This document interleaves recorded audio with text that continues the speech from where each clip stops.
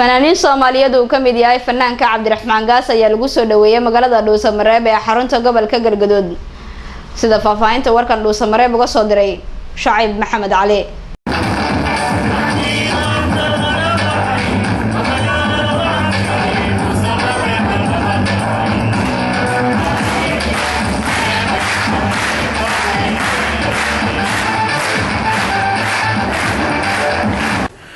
munaasabadani ballaaran ee habeenkii xalay ah ka dhaxday howlka shirarka xarunta maamul goboleedka gobolada dhexe ee Dhuusamareeb ayaa waxaa soo agaasimay ururka dhalinyarada magaalada madaxda gobolka Galgaduud ee Dhuusamareeb mas'uuliyiin ka tirsan maamulka degmada iyo sidoo kale qaybo kale oo kamid ah bulshada ku nool magaalada Dhuusamareeb. munaasabadani ballaaran ayaa lagu soo dhaweynayay fanaaniin Soomaaliyeed oo caan ka ah dalka iyo dibaddiisa waxaana hogaaminayay fanaaniintani fanaanka weyn ee Cabdiraxmaan Gaas. munaasabada waxaa ka soo qayb galay mas'uuliyiin sare oo kamid ah maamulka gobolada dhexe mas'uuliyiinta maamulka degmada ururada bulshada rayidka mas'uuliyiintooda iyo sidoo kale bulsho ka kala yimaaday afarta xaafadood ay ka kooban tahay caasimada gobolka iyo sidoo kale degmooyin iyo deegaano badan oo kamid ah gobolka Galgaduud ee bartamaha dalka.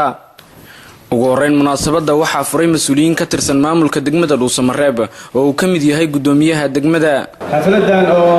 aad loo soo agaasimay oo agaasinkeedu uu wanaagsan yahay dhanka fadhiga waxaan dhihi lahaa runtii waa xaflad qiimo iyo qaayo leh si sahlan iyo fudayd lagu soo maray runtii waa qayb ka mid ah mirihii halgankii gobolada dhexe qayb ka mid ah weeye runtii aad iyo aad ayaan caawa ugu faanaynaa aad iyo aad ayaan ugu faraxsannahay aad iyo aad ayaan u soo dhawaynaynaa inay xaflad noocaana ka dhacdo ayadoo si nabadgelyo ku dhacday oo wax laga baqahayaa aysan jirin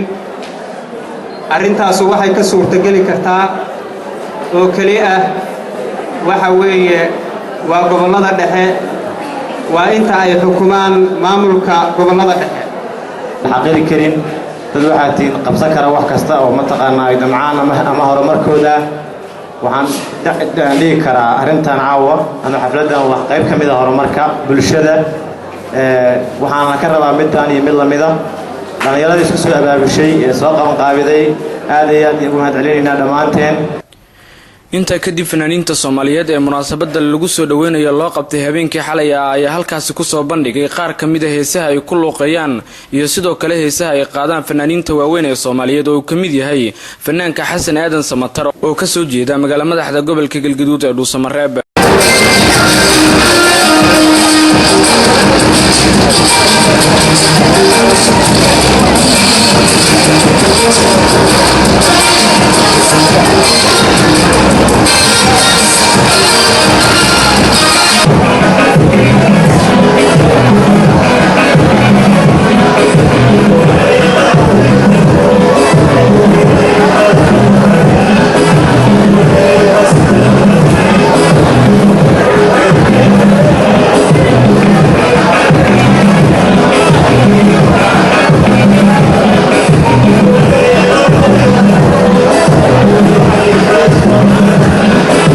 fanaaniintani Soomaaliyeed ayaa lagu wadaa in habeenada soo socda ay bandhig faneedyo ku qabtaan deegaanada uu ka taliyo maamulka gobolada dhexe ee Soomaaliya waxaana bandhig faneedyadani looga dan leeyahay in sare lagu qaado isdhexgalka bulshada iyo nabadda ka jirta gobolada dhexe ee Soomaaliya.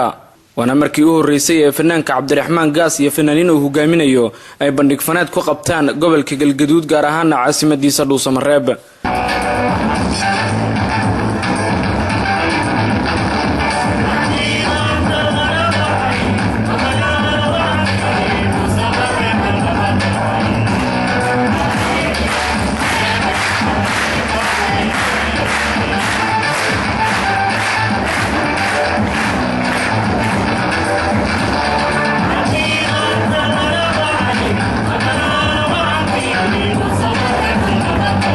شعيب محمد علي تلفزيون كعالمي Somali Cable مقالة Dhuusamareeb.